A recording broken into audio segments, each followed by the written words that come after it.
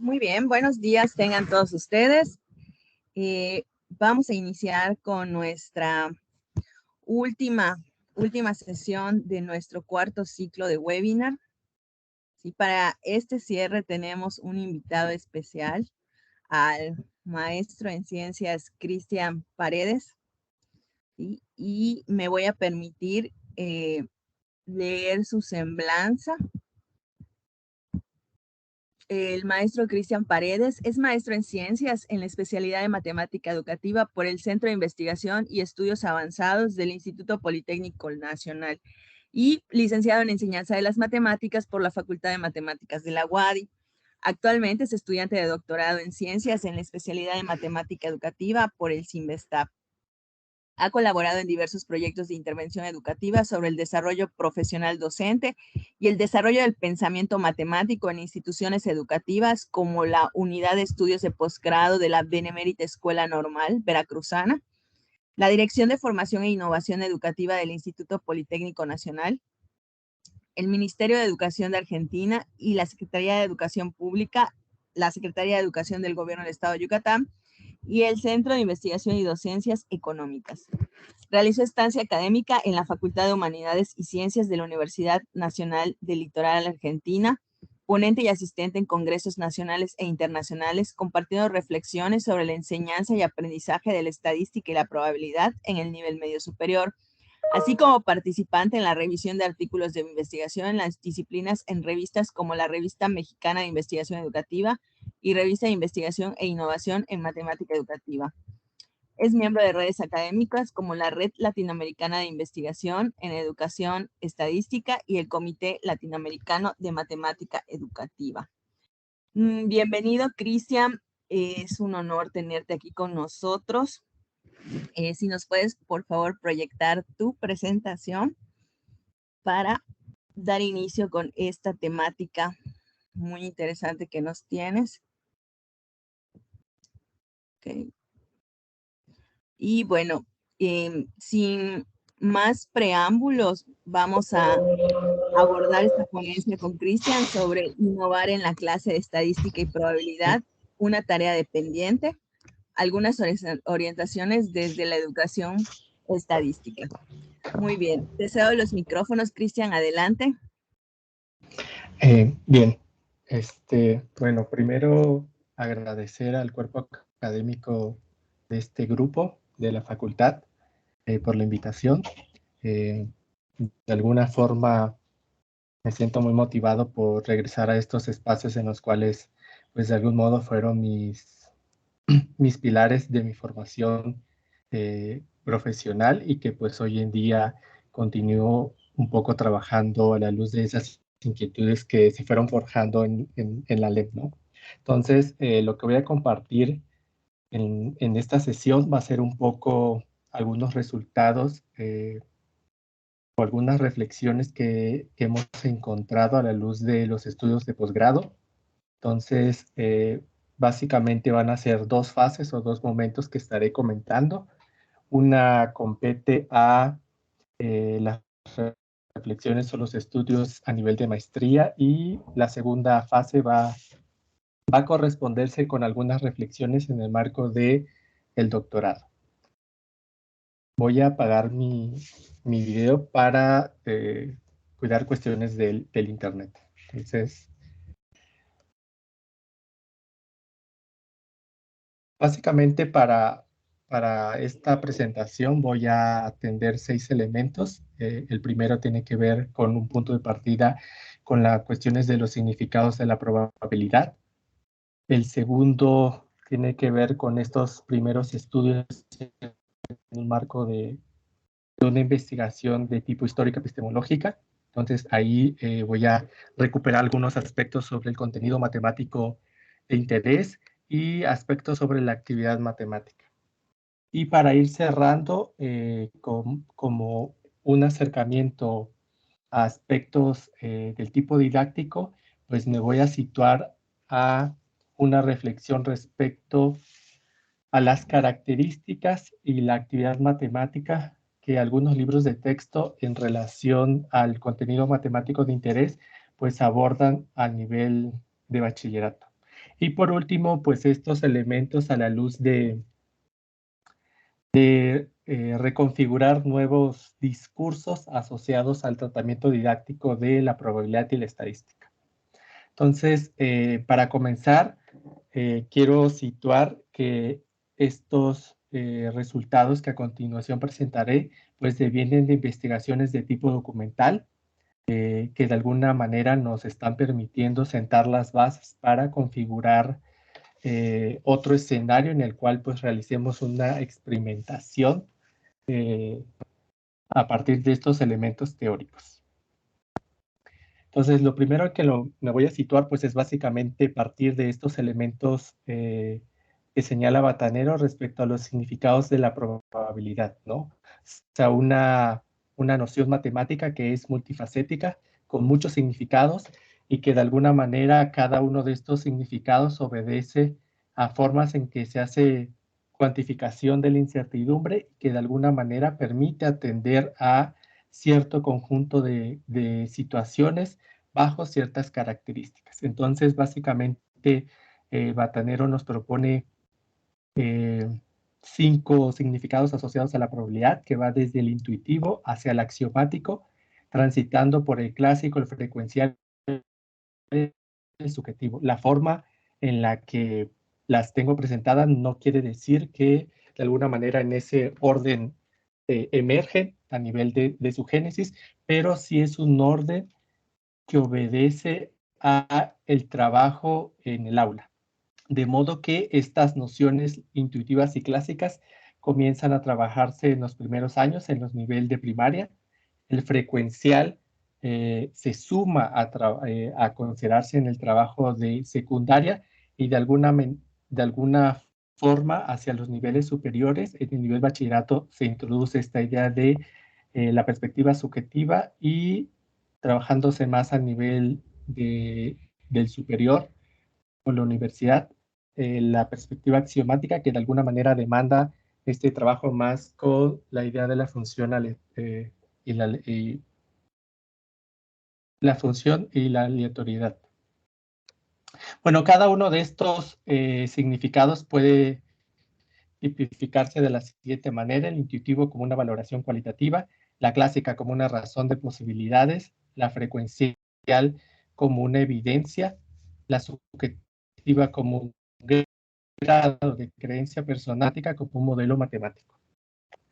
Bueno, en este sentido, en específico voy a estar comentando algunas cuestiones asociadas a esta mirada subjetiva o este significado subjetivo de la probabilidad, que pues básicamente está situado con la idea del teorema de Bayes, que es la expresión matemática que está en la parte superior.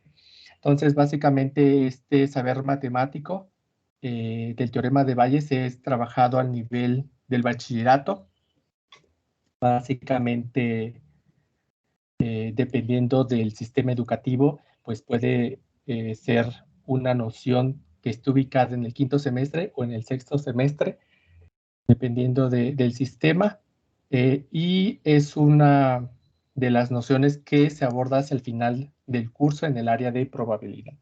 Entonces, básicamente la primera mirada que tomamos para adentrarnos a estos trabajos de investigación sobre el teorema de Bayes, pues básicamente desde el marco teórico desde el cual comenzamos a realizar las reflexiones, pues nos situamos primero en un marco o un estudio tipo histórico epistemológico, pues que de alguna manera nos permitiera comprender elementos como la actividad matemática que está en su génesis, la naturaleza, las problemáticas asociadas al surgimiento de esta pieza de saber. Entonces, partiendo de estos elementos, pues nos dimos a la tarea de hacer un recorrido primero de naturaleza histórica, o sea, ubicar personajes en distintos periodos que de alguna manera estuvieran asociados o vinculados con esta pieza de saber, en el cual pues de alguna manera reconocemos una línea que tiene que ver con la estadística bayesiana y pues básicamente comienzan a realizarse ideas en esta línea con estos autores como Bernoulli de Moab, Mormón, y pues de alguna manera se sientan las primeras bases o el desarrollo matemático a partir de los trabajos de Bayes y Laplace. Una curiosidad al respecto de estos dos autores es pues que llegan a una misma matematización de esta expresión de la fórmula de Thomas Bayes, en el cual pues de alguna manera un dato interesante es de pues si bien no habían compartido sus trabajos, llegan a resultados que son equivalentes y que de alguna manera en el caso de Laplace hace una generalización, una consideración de otros elementos asociados a esa fórmula. Y bueno, trabajos más recientes en los 1900, pues de alguna manera demuestran una consolidación de esta perspectiva bayesiana. Bueno, de manera en particular, yo únicamente me situé en el trabajo de Thomas Bayes, dado que de alguna forma, pues era el primer trabajo que hace eh, toda eh, todo este desarrollo matemático que nos permite hoy, pues de alguna manera, trabajar con lo que se denomina escolarmente como el teorema de Bayes. Y algo que nosotros identificamos a la luz de este recorrido, pues es básicamente el tipo de problemas del cual surge esta noción matemática. Entonces nos ubicamos en esta obra de 1763, un ensayo para resolver un problema de la doctrina del azar, y encontramos a partir de la literatura de diversos historiadores que están interesados en estos temas de la estadística y la probabilidad, pues básicamente el reconocimiento de estos dos problemas. El primero, que se le denomina el problema directo, señala lo siguiente: si se supone conocida la probabilidad de teta, de que en una sola repetición se dé el suceso E, ¿cuál es la probabilidad de que en n repeticiones se presente exactamente p veces? Pues básicamente este tipo de problema puede estar asociado, vinculado con lo que actualmente se conoce como la distribución binomial. Básicamente, conocido el valor de la probabilidad, pues se pueden determinar el número de veces que puede ocurrir cierto suceso o no, bajo ciertas consideraciones. Y en este caso, el problema del cual deriva en lo que hoy se conoce como el teorema de Bayes, pues tiene que ver con lo siguiente. Si uno sabe que en n repeticiones el suceso E se ha presentado r veces, ¿qué se puede decir de la probabilidad de teta? Si nosotros comparamos con el problema anterior, hay una relación en tanto en el primero el valor de la probabilidad es conocido, mientras que en el segundo problema dicho valor de la probabilidad es desconocido. Y lo que se intenta es determinar o estimar dicha probabilidad a partir del conocimiento de las frecuencias, que es lo que se señala acá como el número de veces en que el suceso E ha ocurrido. Entonces, de alguna manera, estos dos problemas se le denomina como el problema directo, el problema inverso, y este va a ser equivalente a lo siguiente. En términos ya de la obra, que estuvimos trabajando la de 1763, pues básicamente una de las primeras cuestiones que hicimos pues es reconocer los elementos que la conforman y de alguna forma entender cada uno de esas proposiciones que utiliza Bayes para pues de alguna forma resolver este problema que yo les mostraba recientemente. Entonces, en particular, algunos elementos que destacamos respecto al interés de estas ideas tienen que ver con lo siguiente. Una de las cuestiones que encontrábamos respecto a lo que en esta obra se intenta comunicar tiene que ver con encontrar un método que permitiera establecer resultados acerca de la probabilidad que tiene de ocurrir un suceso en determinadas circunstancias bajo la suposición de que no sabemos nada sobre él, salvo que ha ocurrido un número de veces y dejado de ocurrir otro cierto número de veces. De nueva cuenta vemos esta cuestión que recientemente les comentaba respecto al problema, la idea de identificar cuál es el valor de esa probabilidad a partir del conocimiento de ciertas frecuencias asociadas con el experimento. Este autor señala en su obra que el dar solución a este problema iba a permitir que la herramienta que se configurara pues nos iba a permitir esta idea de dotar de fundamento seguro a nuestros razonamientos relativos a los hechos pasados que verosímilmente pueden volver a ocurrir. Es decir, de alguna manera iba a ser un criterio o una herramienta que a partir de la probabilidad nos permita tomar una decisión lo más coherente en estos escenarios de incerteza o incertidumbre. El problema más en puntual es el que se señala acá, dado el número de veces que un suceso ha ocurrido y el de veces que no ha ocurrido, se requiere calcular la probabilidad de que la probabilidad de su ocurrencia en un solo experimento esté entre cualesquiera dos valores prefijados. Veamos acá cómo esta idea de la probabilidad, de que la probabilidad ya empieza a, en términos de toda la expresión matemática actual, pues de alguna manera a introducir esta idea del condicionamiento. Les voy a presentar algunos extractos básicamente que permiten dar cuenta de este trabajo de matematización. Y una de las primeras cuestiones que encontramos en esta cuestión de lo histórico epistemológico es que Bayes formula un experimento de tipo binomial con ciertas características que de alguna manera le permiten establecer, pues de alguna manera, una serie de consideraciones para obtener un método que diera solución al problema planteado. Y el experimento consiste en lo siguiente. Está pensado en esa parte geométrica equivaldría a una mesa de billar cuadrada, donde se señala lo siguiente. Lo primero es la consideración de una tabla cuadrada o un plano que de alguna manera sea unitario.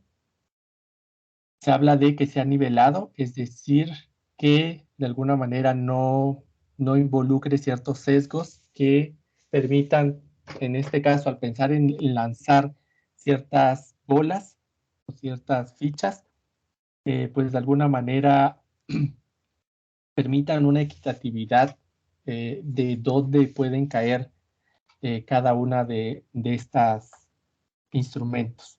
Entonces, se lanzan dos bolas, estas se tipifican como O o W, y se señala que habrá la misma probabilidad que se pare sobre cualquier parte del plano. Esto básicamente es condición de esta idea de que sea construida y que esté nivelada y que debe pararse necesariamente sobre algún lugar dentro de.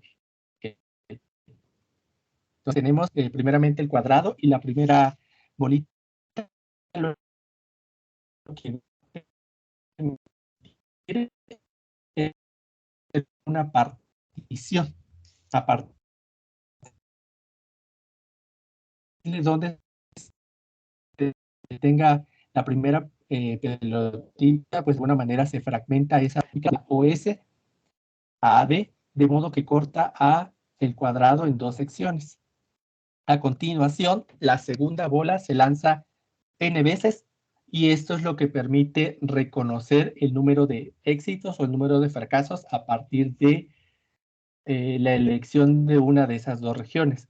Supongamos que nosotros elegimos la región que acá está denotada con puntitos como M, entonces cada vez que yo lance la pelotita O y caiga dentro de la región M, vamos a decir que eso es un suceso éxito, mientras que si cae la pelotita dentro de la otra región, eso es un suceso fracaso. Entonces, básicamente, esta contabilización del número de éxitos y el número de fracasos es lo que está expresado en la parte de abajo de este diagrama, que tiene que ver con la representación de la distribución de esos éxitos que puede estar asociada como X a la P, donde X es el valor de dicha probabilidad y 1 menos X a la Q.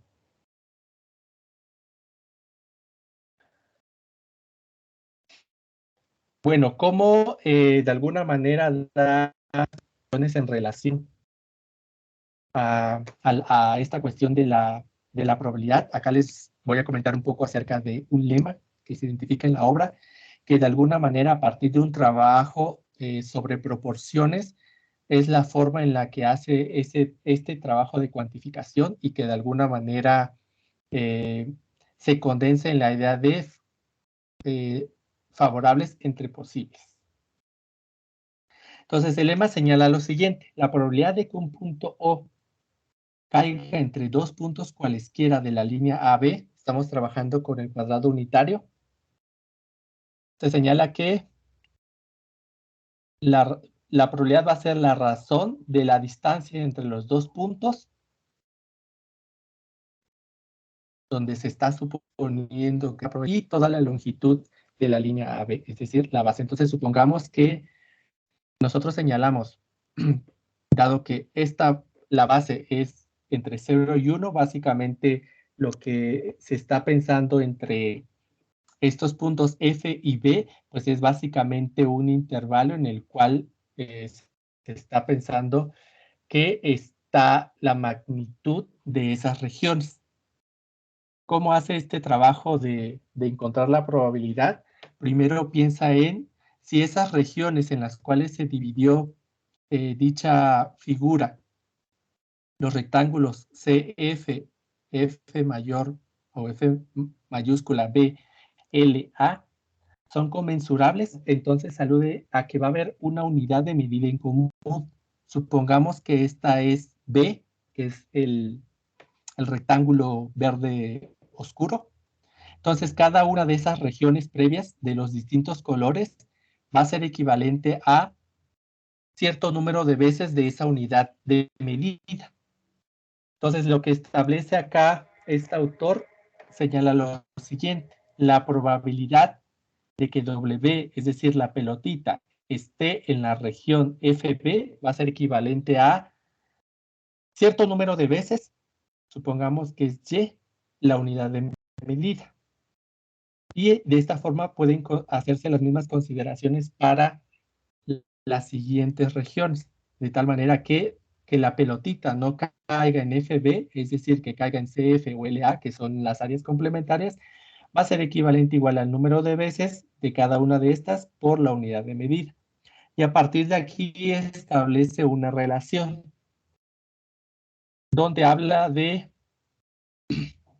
una relación parte-parte. La probabilidad de que W esté en la región amarilla es a la probabilidad de que no esté en la región amarilla como,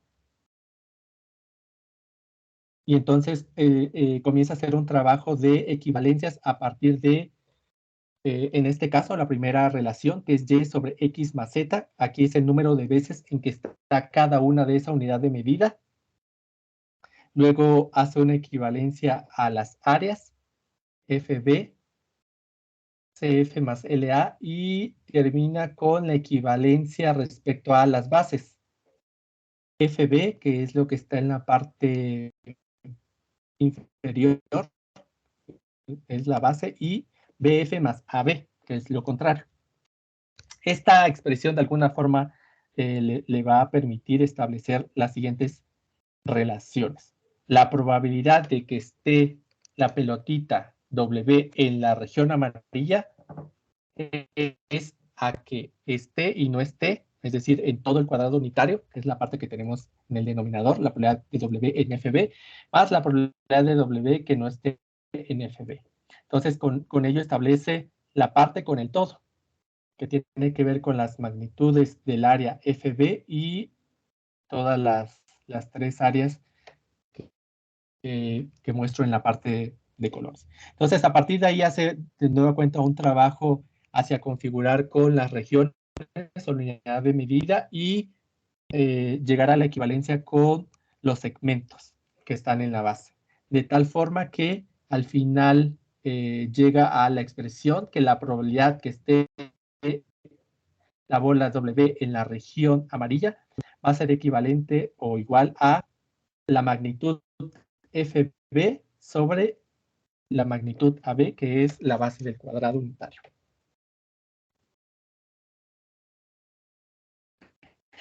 Entonces, esta forma ser una de las ideas que van a ser clave para poder esa decisión, para dar solución al problema en el cual está ubicado en la proposición 9 su solución. No estoy presentando básicamente todo el trabajo por cuestión de extensión y por la consideración del tiempo.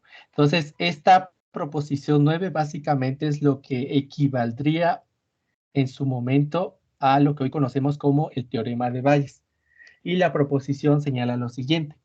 Si antes de que se sepa algo sobre la situación del punto O, se supiese que el suceso M ha ocurrido cierto número de veces, y de aquí yo opino que el punto O esté entre dos puntos cualesquiera, entonces la probabilidad del suceso M en una sola prueba está comprendida entre los cocientes AB y AB, que es toda la base, y entre AF y AB, de nuevo cuenta que es toda la base. Es decir, la probabilidad de que esté en lo cierto es la razón entre la parte de la figura A y B, que es lo que puede calcularse como el área debajo de la curva, en este caso de las distribuciones de probabilidad, que equivaldría a la probabilidad. Y va a ser la relación de nueva cuenta entre todo el área debajo de la curva en cierta región sobre todo el área debajo de la curva de la figura A y B, que sería toda la distribución.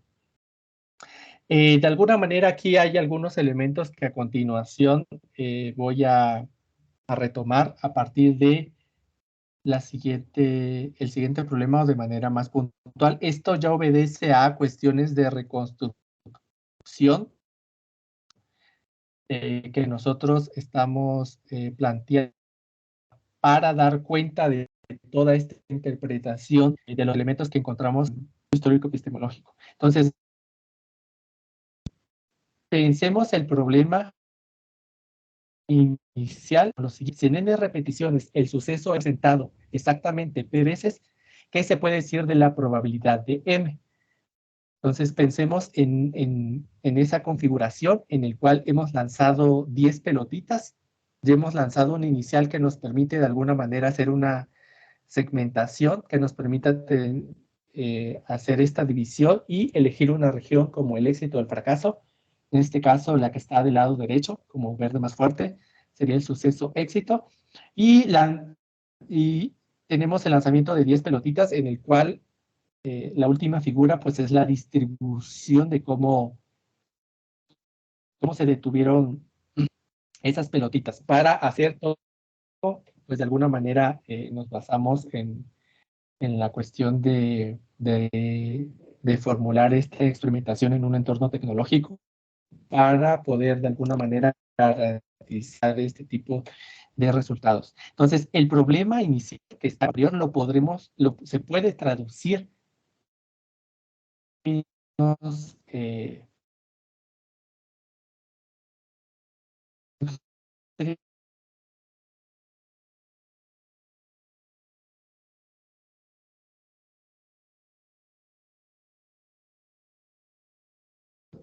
tenemos 3E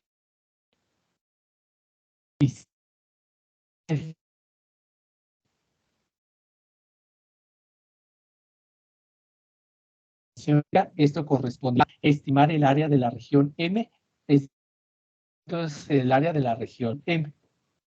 Por lo tanto,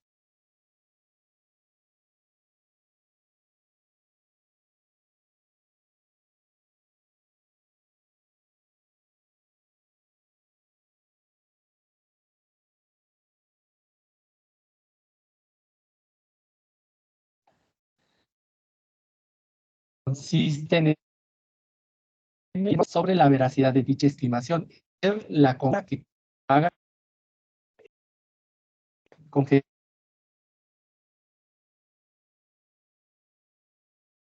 perdón, me está.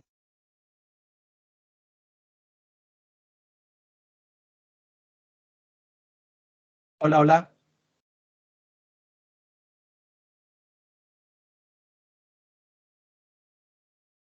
Hola, hola. Te escucho, Cristian, te escucho. Se estuvo entrecortando un poco. Bueno, yo aquí veo a los compañeros y a los asistentes, pero a mí me mandaron de asistente. ¿Si alguien me puede poner como moderador, por favor?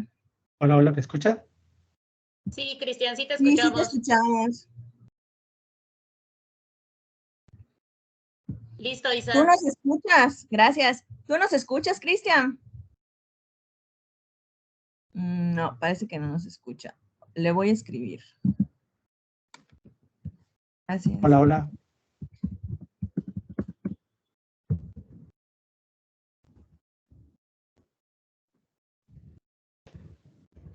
Te escuchamos, Cristian.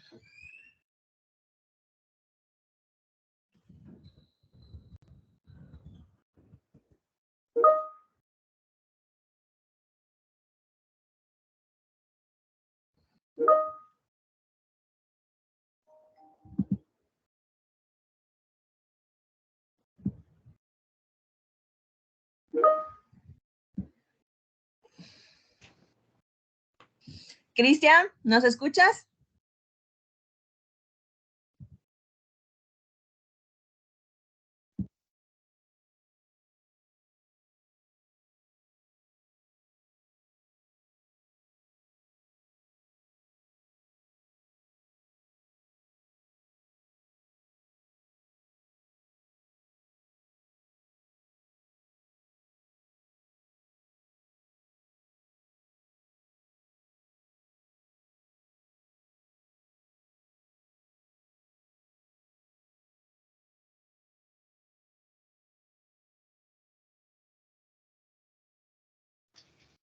Bueno, bueno.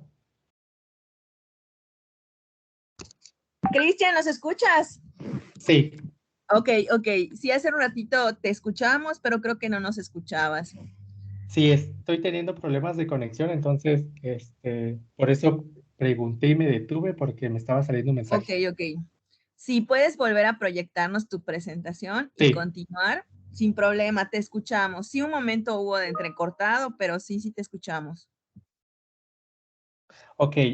¿Están viendo la pantalla completa? Sí, así es. Vemos Bien, tu presentación. bien, entonces voy a continuar.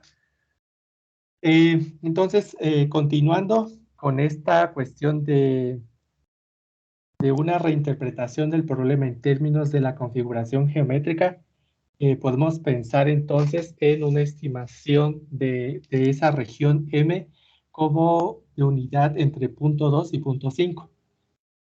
Entonces, usando de alguna manera lo que yo les presentaba como la proposición 9 a partir de esa cuantificación eh, que se propone ahí, pues básicamente equivaldría, es en términos de pensar que el área esté entre punto 2 y punto 5 en lo siguiente, que la probabilidad básicamente de que O esté entre punto 2 y punto 5 en términos de los segmentos, que va a ser equivalente de alguna manera a las regiones, dado que estamos trabajando en un cuadrado unitario, de alguna manera hay una equivalencia entre las relaciones.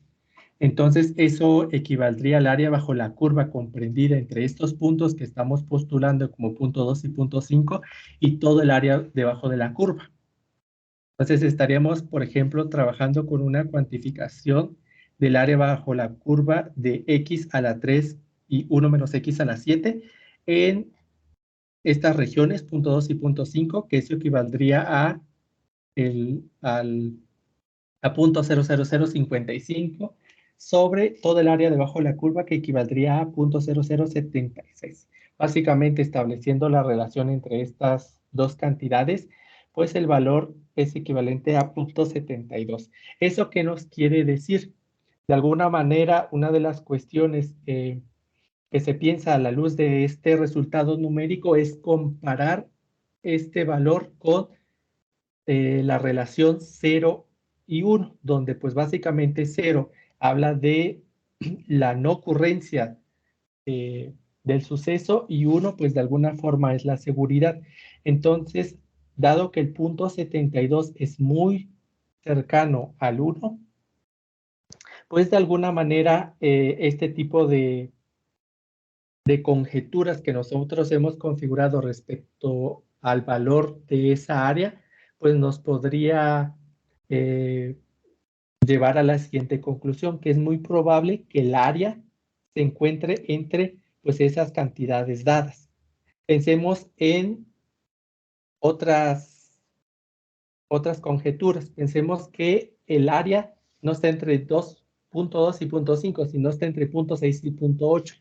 Haciendo un trabajo de manera similar con estas cuantificaciones, la conclusión a la que se llega en términos de pues el tratamiento de las cantidades es que dicha probabilidad de que el punto O esté entre 0.6 y 0.8, dado que el suceso ha ocurrido 3 veces, eso sería muy cercano a 0.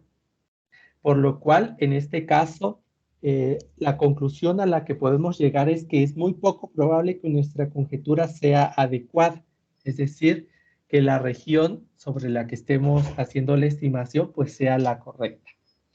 En este sentido, pues podríamos ir acotando la estimación del área M e ir evaluando con mayores datos. En este caso, se hizo un ejemplo con el lanzamiento de esa pelotita con un cierto número de veces, en específico 10, pero podríamos pensar en el lanzamiento de 50 pelotitas, de 100 pelotitas, y entonces en términos de estos elementos, pues también mirar qué tipo de conclusiones son a las que llegamos. Más adelante voy a presentar un ejemplo en esta línea.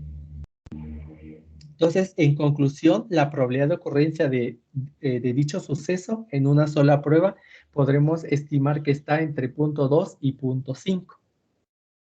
Entonces, aquí empezamos a recuperar elementos sobre la actividad matemática asociada al teorema de Bayes, que tiene que ver con esta idea de la postulación de conjeturas y la idea de que estas mediciones que se hacen con el teorema, pues de alguna manera es una relación entre la conjetura y la evidencia, es decir, los datos de la frecuencia a partir de la experimentación. Aquí hay otros ejemplos que identificamos en este documento de Bayes, que de alguna manera muestran un tratamiento hacia otro tipo de elementos.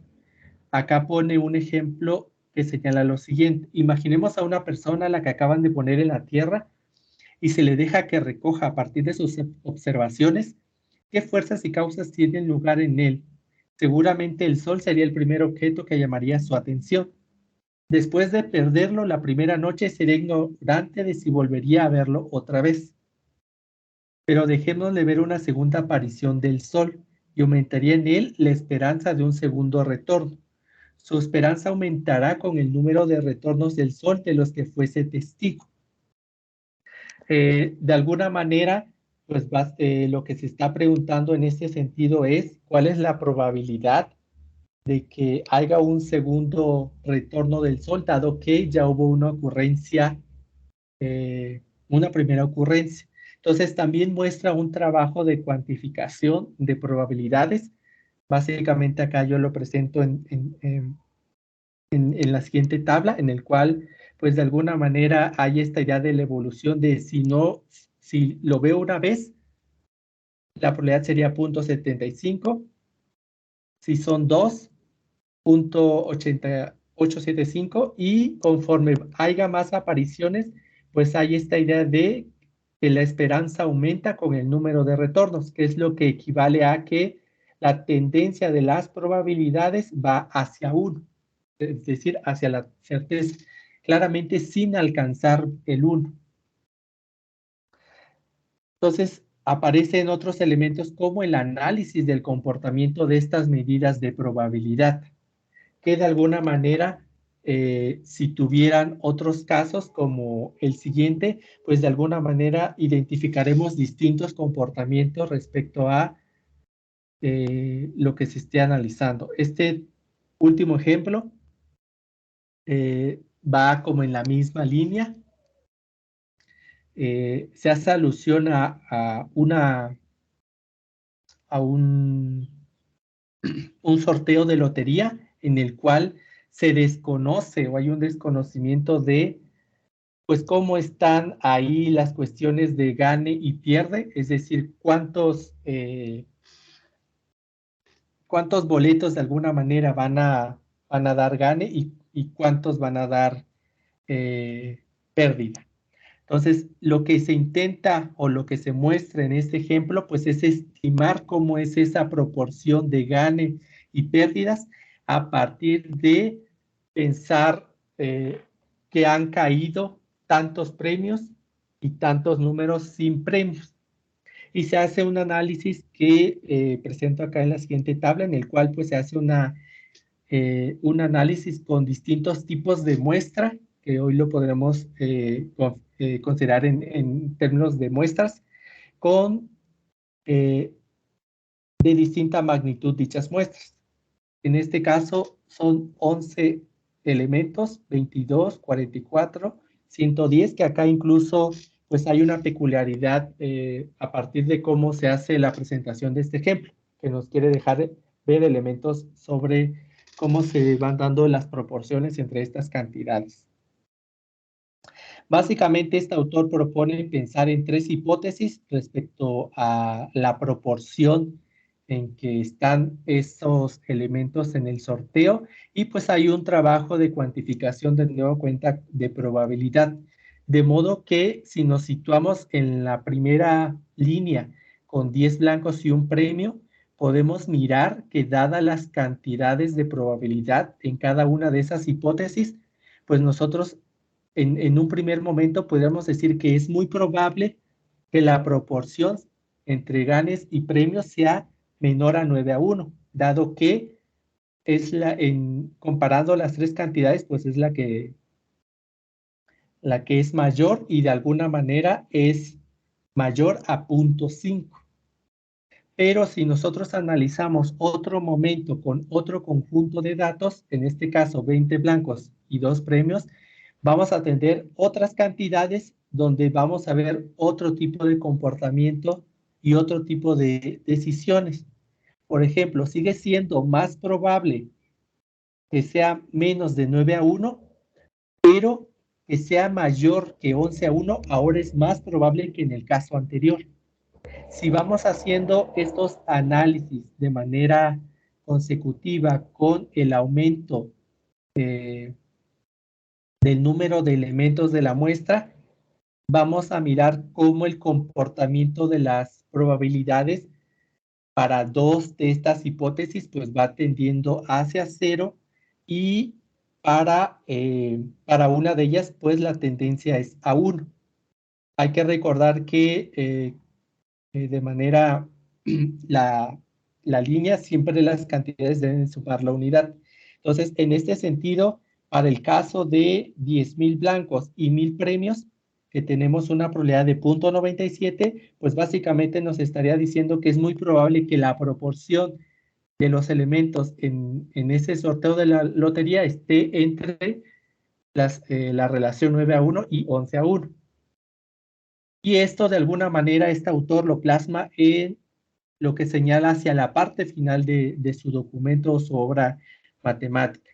Y dice lo siguiente: cuando P y Q son grandes, hay razón para creer en general que las probabilidades de que ocurra un suceso están respecto a las probabilidades de su fracaso en la misma razón que aquella entre P y Q, cuando P o Q son pequeños. Y aunque en esos casos los datos no son suficientes para descubrir la probabilidad exacta de un suceso, sin embargo, es útil encontrar los límites entre los que se puede suponer razonable que debe encontrarse. De alguna manera, pues acá lo que nos está manifestando pues es esta relatividad respecto a la decisión, dadas las características de la muestra que se está tomando. En otras palabras, pues básicamente cuando tenemos conjuntos de datos pequeños y hacemos este tipo de análisis, pues la variabilidad dentro de estos datos es mayor. Por lo tanto, pues las conclusiones pueden ser menos consistentes a cuando se tienen grandes conjuntos de datos. Y de alguna manera, una última cuestión dentro de esta actividad matemática, pues es básicamente esta identificación del patrón de comportamiento de las medidas de probabilidad en el análisis de las hipótesis, ¿no?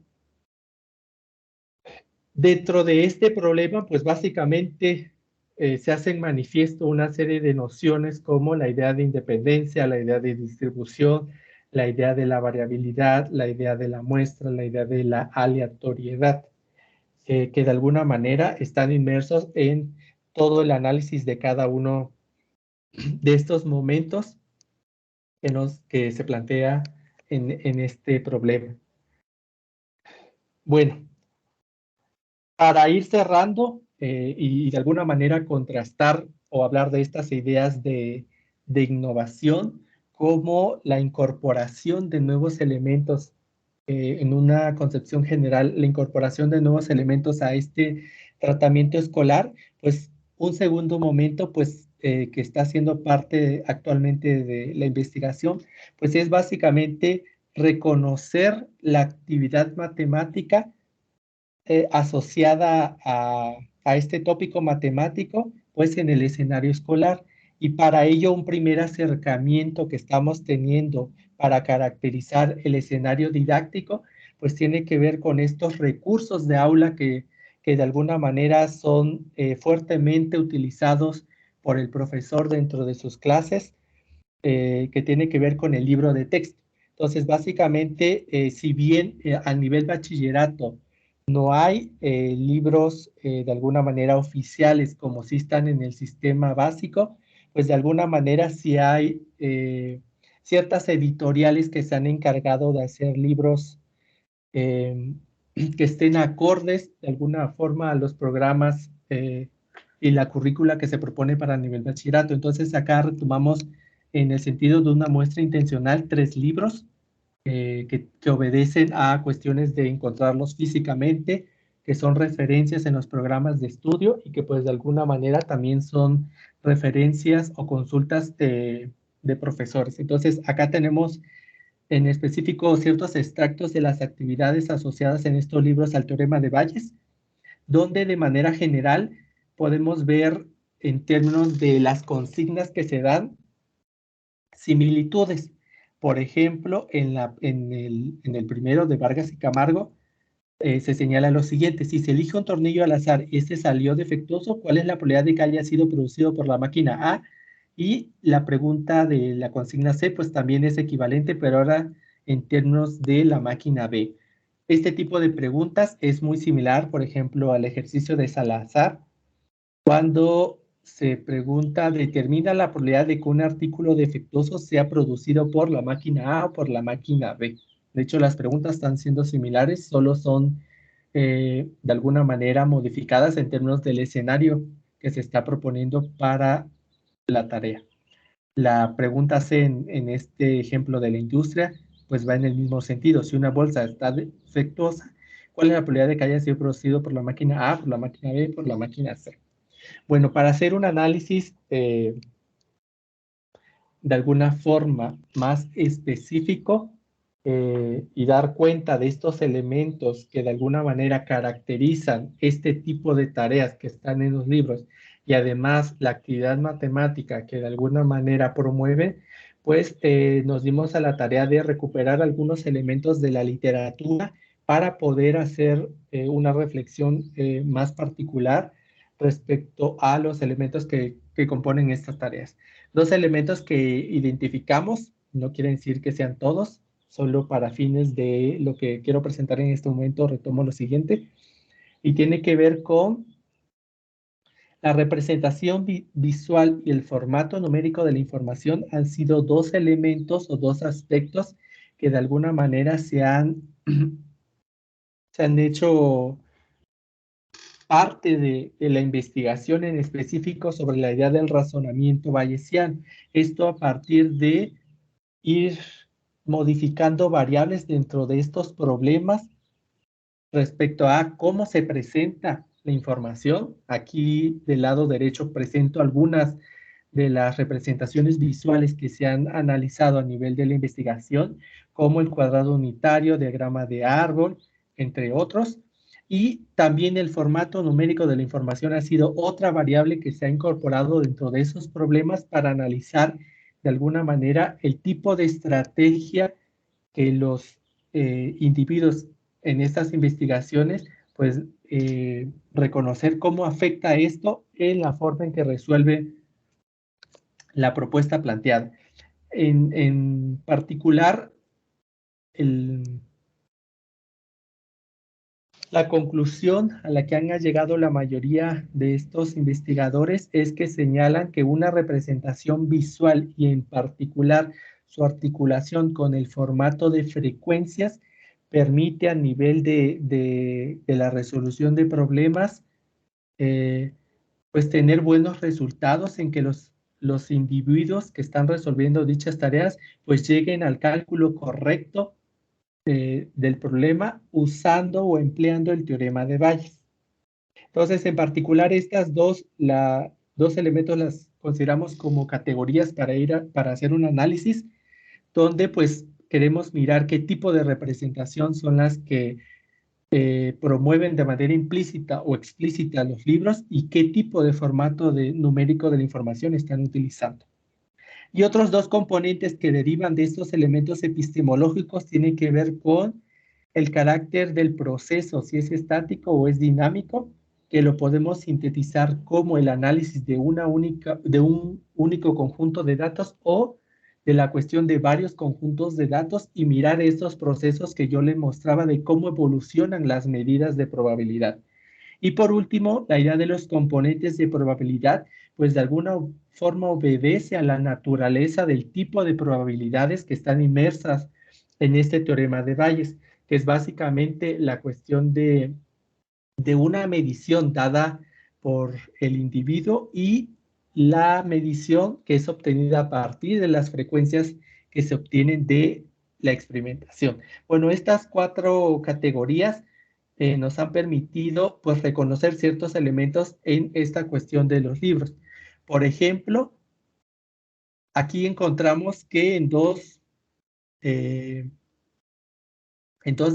las tareas, el tipo de cantidad que propone está dado en términos de porcentaje y en la otra, que es de Salazar, está dado en términos de frecuencias.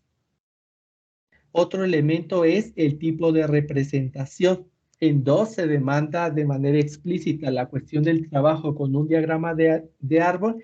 Sin embargo, en la de Vargas y Camargo, aunque no hay una consigna de manera puntual, la forma en la que se hace una presentación de los ejemplos en ese libro siempre también hace uso o empleo del diagrama de árbol. Otro de los elementos, pues básicamente están en el tipo de preguntas que se hace, que ya les señalaba anteriormente, que son en este caso muy similares y de manera puntual solo están centradas en hacer un proceso de cuantificación de la probabilidad, es decir, obtener el número. Sin embargo, no hay un elemento que incorpore o que de alguna manera dé énfasis de qué interpretación tiene esa cantidad, el valor de probabilidad en términos de lo que se está proponiendo en la propia actividad. Es decir, la toma de una decisión es un elemento que no está siendo parte dentro de la actividad matemática que se está proponiendo.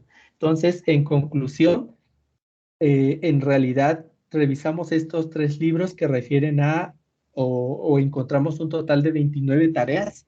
Esas 29 tareas en específico, lo que mayor se presenta respecto a las categorías es lo siguiente. Respecto a la representación, siempre están movilizando de manera implícita o explícita el uso o el empleo de un diagrama de árbol. Respecto al formato de la información, mayormente estos textos están trabajando un formato de porcentaje. Aproximadamente de esas 29 tareas, como unas 3 o 4 son las que únicamente utilizan el formato frecuencia. Respecto a los componentes de probabilidad, pues siempre trabajan más con esta idea de lo objetivo, es decir, los elementos que devienen de las frecuencias. El carácter del proceso está más en lo estático, en tanto solo hacen un énfasis en el análisis de un conjunto de datos. ¿Por qué en este caso no identificamos esta idea del carácter dinámico o la cuestión de una asignación subjetiva de probabilidad?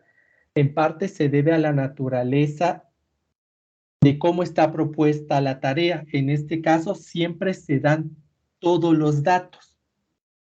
Cada una de cada una de las cantidades que conforman las particiones de cada uno de los sucesos. Por ejemplo, cuando se habla de dos máquinas, se dan los elementos que son buenos, los elementos que son malos. Mientras que, por ejemplo, en los problemas que yo les planteaba al inicio, que están en la obra de Bayes, pues la variable que está incorporada es que esas cantidades no son proporcionadas, porque son las que se intentan estimar a partir de este trabajo de la probabilidad. Entonces, también de este análisis de las características de las tareas, pues también estamos recuperando del por qué no son movilizados otros tipos de elementos respecto a la actividad matemática. En síntesis, estamos encontrando estos 4 pasos que está siendo un proceso que se promueve de manera implícita en los libros, que tiene que ver con, ok, dado el problema, lo primero que hay que hacer es reconocer cada una de esas cantidades, a qué tipo de probabilidad dentro de la fórmula obedece. Luego transitamos hacia configurar cada una de esas cantidades en un diagrama, que comúnmente suele ser el de árbol. Luego, pues se hace esta cuestión de la cuantificación de la probabilidad total, que dependiendo del problema suele ser dado o tiene que ser calculado.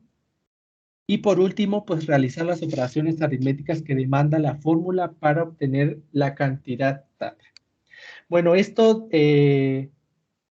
nos lleva de alguna manera a pensar en estos elementos que permitirían de alguna manera ampliar la actividad matemática, y en este sentido ampliar la actividad matemática involucra pensar en otros elementos que movilicen o robustezcan ese tratamiento matemático respecto a esta pieza de conocimiento matemático. Y acá, para ya cerrar la reflexión, señaló los siguientes. Por ejemplo, ampliar el tipo de tareas de modo que no esté centrado en los aspectos calculatorios o básicamente la ejecución del empleo de esa fórmula en los problemas. Y básicamente dentro de estas tareas, algo que a modo de variable didáctica que podría estarse trabajando tiene que ver con la idea de no proporcionar los conjuntos de referencia, sino que sean claramente a partir de las frecuencias lo que se estime en términos de probabilidad. Repensar la probabilidad como herramienta para la toma de decisiones racionales en contextos de incertidumbre. Esto lo que implica es, pues de alguna manera, hacer una serie de cuestionamientos dentro de este tipo de tareas para pensar en el significado, el sentido que tiene esa cantidad a la que se llega. Promover los juicios intuitivos de un valor de probabilidad o asignación de probabilidad tiene que ver con esta idea de las estimaciones subjetivas por parte del individuo.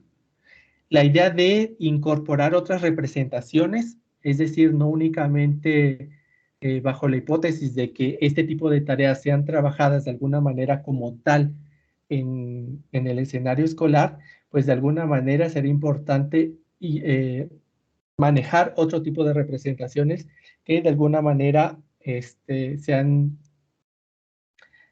analizado a nivel de la investigación, así como también incorporar esta modificación en el formato numérico, mirar el formato de frecuencia.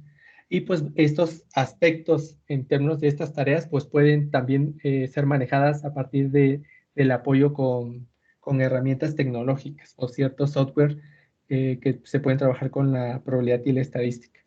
Propiciar las actualizaciones de la probabilidad con la finalidad de incorporar aspectos como el análisis de las distribuciones, la variabilidad, la aleatoriedad, es decir, este proceso dinámico que pues de alguna manera permite incorporar otras nociones como las señaladas. Y por último, reorientar el tratamiento didáctico del saber con una mirada hacia la inferencia, y en ese sentido una opción pues es al nivel de la investigación retomar esta perspectiva de la inferencia estadística informal. Entonces, cada uno de estos elementos acá señalados pueden tipificarse, orientarse dentro de estas líneas de la educación estadística que se denominan como la alfabetización, el razonamiento o el pensamiento. Entonces, a partir de estas reflexiones, creo que la incorporación de estos elementos claramente que tienen que ser discutidos tanto con los colectivos docentes en formación como los colectivos que están en servicio, pues de alguna manera para ir incorporando estos nuevos elementos y pues también para ir pensando en estas líneas o en estas orientaciones respecto al pensamiento probabilístico. Entonces, bueno, eso es todo de mi parte y con esto cierro. Ok, muchas gracias, Cristian. Pues vamos a iniciar con el momento de preguntas. Para realizar la pregunta pueden levantar la manita y les vamos a ceder la palabra. Adelante, ¿quién quiere iniciar?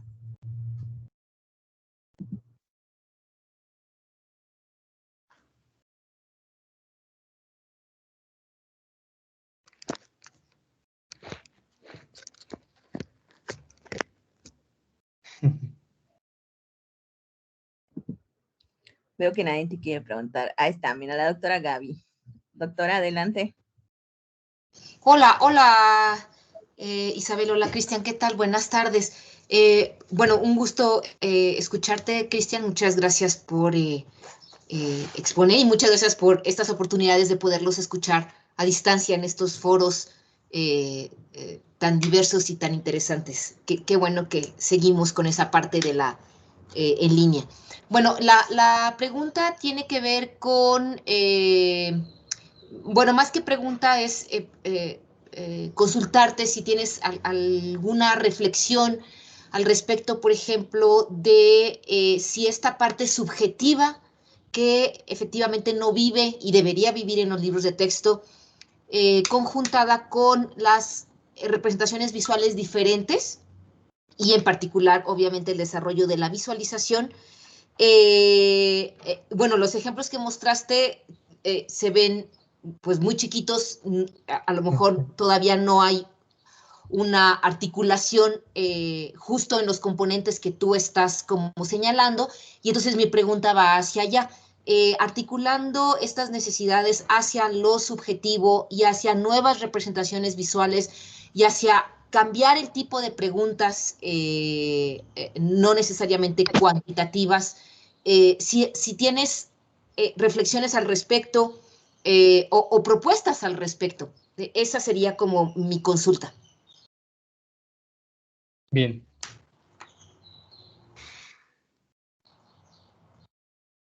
En este momento, la articulación, por ejemplo, en particular de ese elemento de la componente subjetivo o la asignación de emplead por parte del individuo con la representación no es algo que tengamos algo articulado, dado que el ejercicio que venimos haciendo recientemente tiene que ver con empezar a caracterizar este escenario didáctico. La cuestión de los libros de texto es como una entrada que nos deja ver estos elementos. Lo que sí puedo comentar es que esta línea o estas investigaciones de corte cognitivo que de alguna forma están interesados por lo que sucede en la estrategia de aquel que está resolviendo el problema, variando estas representaciones, lo que está interesado es en qué medida y qué tipo de representación es más adecuada para que el que está resolviendo la tarea llegue a el número correcto dentro del problema. Y esta parte de la representación tiene que ver con que de manera visual, pero es como una visualización literal, reconozca cada una de las partes que de alguna manera conforman la fórmula del teorema de Bayes. En particular, una problemática es que la probabilidad a priori o la probabilidad previa, que es la probabilidad de AI, que está dado en esa fórmula, suele ser no considerada cuando se están resolviendo este tipo de problemas. Y es lo que en la literatura se le conoce como la falacia de la tasa base. Entonces, de alguna manera, este tipo de trabajos en esta línea pretende reflexionar sobre este elemento. Entonces, bueno, el componente subjetivo, la medición no identificado, sea parte de este tipo de investigaciones. Pero creo que en términos del proyecto y pensar en qué medida estos elementos necesitan o precisan de ser articulados, pues es una reflexión que todavía está en proceso y que de alguna manera hay que pensarle. Es lo que puedo comentar a partir de la pregunta, doctora. Sería toda mi reflexión. Muchísimas gracias, Cristian. Y la verdad es que me quedo con un aporte bien interesante cuando dices, dadas, por ejemplo, las consideraciones de AI, ¿qué tipo de representaciones visuales serían las adecuadas? Es decir, ya no nada más estamos hablando como de una imagen cualquiera, sino efectivamente de un proceso de visualización para irle dando significado a los diferentes componentes que el teorema necesita. Eso es como bien, pues bien fuerte y bien interesante. Muchas gracias, Cristian. Muchas gracias por la participación. ¿Alguien más quisiera participar? Sí, adelante, Oscar. Buenos días. Lo que pasa es que mi compañera Paola tiene problemas con su micro y pues me mandó si podía decir su pregunta. Bueno, ella me puso que en su ponencia nos habla sobre la innovación de las clases de probabilidad, pero que cree que el contexto actual de los estudiantes también sería importante incorporar. Entonces, en ese sentido, ¿cómo podríamos incluir a la tecnología en esta innovación?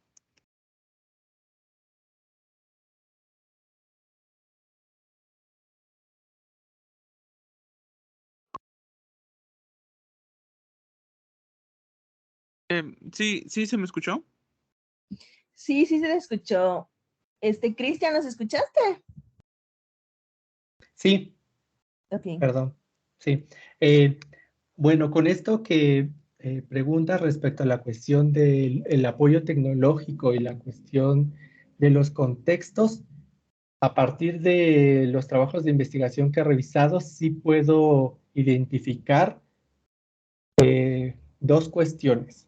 Por ahí hay investigaciones que usan este entorno tecnológico para el trabajo con este tipo de representaciones, hacerlas un poco más dinámicas, es decir, que puedas variar, por ejemplo, en el cuadrado unitario, las dimensiones de cada uno de esas secciones y también en este sentido, pues pensar cómo modificando una región que equivale a una probabilidad en términos de la fórmula, como las demás regiones, qué magnitud tienen, si se hacen más chicas, se hacen más grandes, que eso equivaldría a pensar en las probabilidades, si van haciéndose mayores, tendiendo a 1 o mayores a 0. Creo que por ahí, si estás interesado, podrías mandarme un mensaje y podría apoyarte con algunas literatura al respecto. Y por otro lado,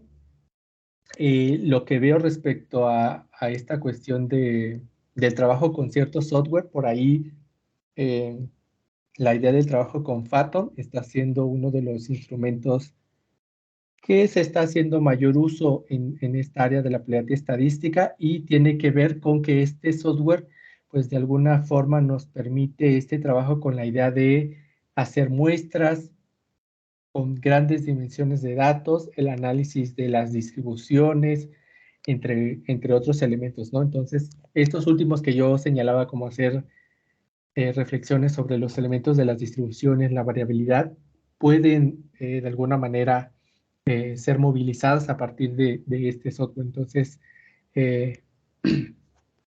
por ahí a nivel de México, el doctor Insunza es uno de los que trabaja con esta idea de la probabilidad estadística y el uso de softwares.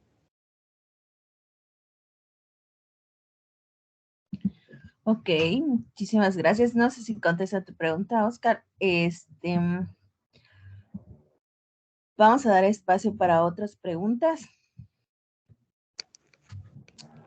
Y pues en lo que llegan, a mí me llamó la atención, bueno, hablando así como docente, tu primera actividad, justamente, y ya lo chequé, es el teorema de valor medio para integrales. O sea, el teorema de valor medio para integrales dice que si tengo una función continua, toda área bajo la curva se puede representar como el área de un cuadrado dado un punto específico, ¿no? Y ese punto, que es justamente el que tú encuentras, ese es el valor de medio, ¿no? Y tiene muchísimas aplicaciones. Entonces, no sé si en algún momento tú encontraste este tipo de relaciones y cómo lo podrías vincular con cálculo, o meramente te centraste en esta parte estadística. Ya. En términos un poco considerando, pues, de alguna manera el marco socioepistemológico, esto que me acabas de comentar, mirándolo desde la estadística y la probabilidad, yo lo pensaría que es un escenario para la significación de esa noción hacia, por ejemplo, mirar el área bajo la curva como una probabilidad, ¿no? Ahora, ¿qué pasa con estos elementos? En realidad, en esta obra matemática con Bayes, me encontré mucho trabajo con integrales derivadas, básicamente en términos de la época, hablaban ellos de fluxiones y fluentes, y esto deviene, no incorporé esos elementos, pero sí tiene que ver con los elementos contextuales. Trabajos previos de Bayes tienen que ver con una postura de la matemática de Newton. Él tiene un trabajo previo que no está postulado con su nombre, sino con otro nombre, que hace una defensa a la matemática de Newton. Entonces, de alguna manera, ahí hay como una influencia del tipo de ideas que de alguna manera tiene y cómo son de alguna manera pensadas en el marco de hacer un trabajo con este tipo de matematización, ¿no? Ahí lo que estamos encontrando es que hay un trabajo con las variables aleatorias. En realidad hay un trabajo con las variables aleatorias, y en términos de construir una función con estas características, pues puede hacer todo un trabajo equivalente con con las derivadas y las integrales, ¿no? Pero en términos de considerar variables aleatorias, porque pueden hacerse el mismo tratamiento. Entonces, eso es lo que puedo contestar. Ok, muchas gracias, Cristian. De hecho, me llama la atención justamente cómo el marco socioepistemológico y cómo te mueves en distintos escenarios, ¿no? No solamente desde tu autoría, sino la integración y análisis de otros ejemplos, ¿no? Y sobre todo aterrizando más a la parte educativa en esta parte de la innovación, al tratar de hacer o generar este tipo de actividades, ¿no? Que ya sean de conciencia. Muchas gracias. Bueno, pues cedemos de igual manera a alguien que quisiera comentarle, preguntarle al maestro Cristian.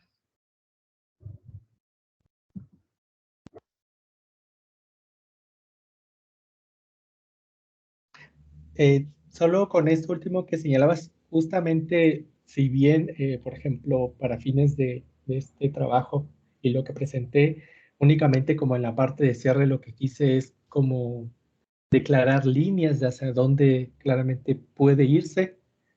Sin embargo, pues ahí hay materia de cómo hacer o desarrollar cada una de esas líneas, ¿no? En manera puntual, pues mi trabajo está apuntando a algunas de esas.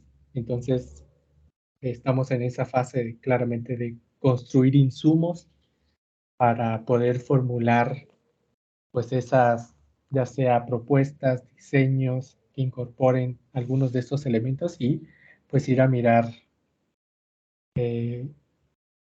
con los estudiantes, básicamente de estos niveles de bachillerato, qué sucede con la incorporación de de una propuesta con otra epistemología. Sí, sí, es súper interesante. O sea, se ve que hay mucho material para trabajar. Adelante, Oscar, no te apenes. Ya vi tu manita. Adelante. Te cedo los micrófonos. Buenos días. Bueno, esta sí ya es pregunta mía. En una materia que he estado llevando, leí acerca de una estrategia de enseñanza que se llama MCC, que es matemáticas en el contexto de las ciencias, que es básicamente aprender matemática, siendo que sea significativo para el estudiante, porque lo va a usar en su contexto cotidiano, ¿no? Entonces, ¿cómo? O sea, si en sus investigaciones ha abarcado que si abarcamos desde este enfoque de que sea significativo para el estudiante por el uso que le va a dar, se puede enseñar las clases de estadística en el nivel bachillerato. O sea, si ha llegado a esa conclusión, ¿no? Y si sí, pues ¿cómo lo podría implementar? Bien. No sé si me interesa. Sí, sí. Interpreto tu pregunta básicamente sobre el rol o el papel del contexto. Sí. Algo que puedo señalar que es como mucho más visible es que estas áreas o estos saberes que de alguna manera conforman la estadística y la probabilidad están muy relacionados o vinculados con el contexto. Por ahí, ahorita no recuerdo el autor, pero habla de los números son números en contexto. Es decir, de alguna manera te dicen algo en términos de el escenario en el cual estás trabajando. Entonces, en ese sentido, para todo este trabajo con la probabilidad y estadística, yo creo que más con la parte de la inferencia o estadística inferencial, el papel del contexto tiene un papel. Ahora, no solo en términos de darle como un escenario, un pretexto a esa actividad matemática, sino que en realidad el escenario es el que debe de permitir o hacer emerger el trabajo con ese saber matemático. No es como que lo adorna. Ahora, en términos de qué tipo de contextos son favorables, por ejemplo, para el trabajo a esta noción, es algo que está claramente en proceso. Por ahí sí hemos encontrado escenarios profesionales en el cual este tipo de noción matemática es abordada, por ejemplo, en el campo de la medicina, en específico en la cuestión de los diagnósticos médicos, es un escenario en el cual pues estas ideas de Bayes tienen cabida y tienen funcionalidad. Sin embargo, pues también hay que pensar en las características de las poblaciones en las cuales pues hacemos estas intervenciones. Por ahí en estos bachilleratos que tienen una orientación técnica y en particular que tengan un foco, por ejemplo, en estas cuestiones de la salud, estos contextos como los de los diagnósticos pudieran ser un buen elemento dado la población y en el contexto en el que están para poder propiciar este tipo de trabajo. Ahora, pensando en las características o las orientaciones que, por ejemplo, el bachillerato con orientación técnica pueda tener, pues sí es importante tomarlo como elemento y en ese sentido no pudiéramos decir que este contexto es como el que funciona para todos porque sí es importante la consideración de la comunidad en la cual se está trabajando. Eso en términos del proyecto, pues no es una variable todavía que tengamos definida en tanto las características, pero es lo que te puedo señalar. Por ahí también hay escenarios con esta cuestión del spam. He identificado también que es un elemento que está dentro de todo eso y que hace uso del teorema. Entonces, creo que va a depender de tu población, pero sí es importante darle un papel que de alguna manera articule la funcionalidad de esa pieza de conocimiento. Es lo que puedo muchas comentar, Oscar. gracias. Ok, bueno, pues por los tiempos vamos a dejar a Oscar la última pregunta y vamos a cerrar el seminario. Voy a permitirme compartir mi pantalla para mostrar la constancia. Ok, es esta.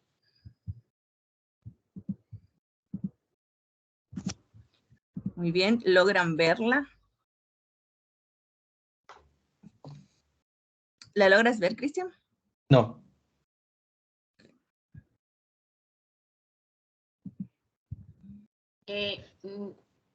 Bueno, sí se veía. Bueno, yo sí lo veía, Isa. Ok, voy a volver a compartir.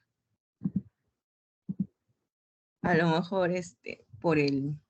Muy bien, voy a permitir leerla.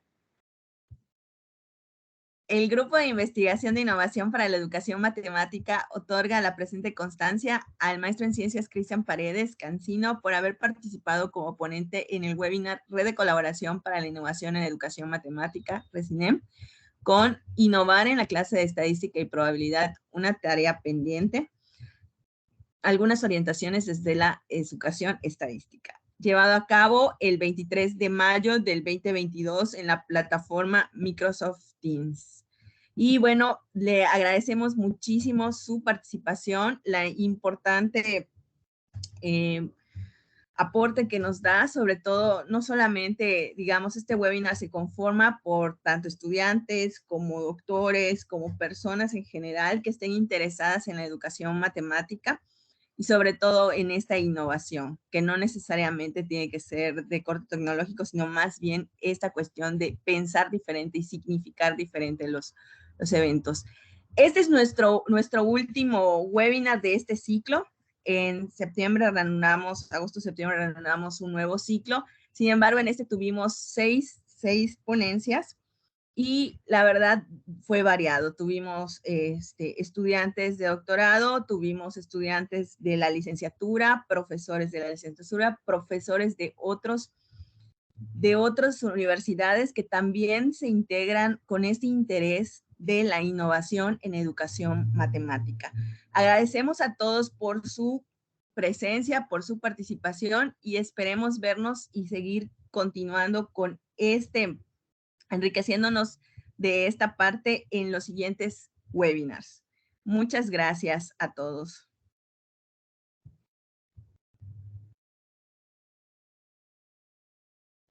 Nos vemos. Muchas gracias, Cristian. Hasta luego. Gracias. Muchas gracias a ustedes.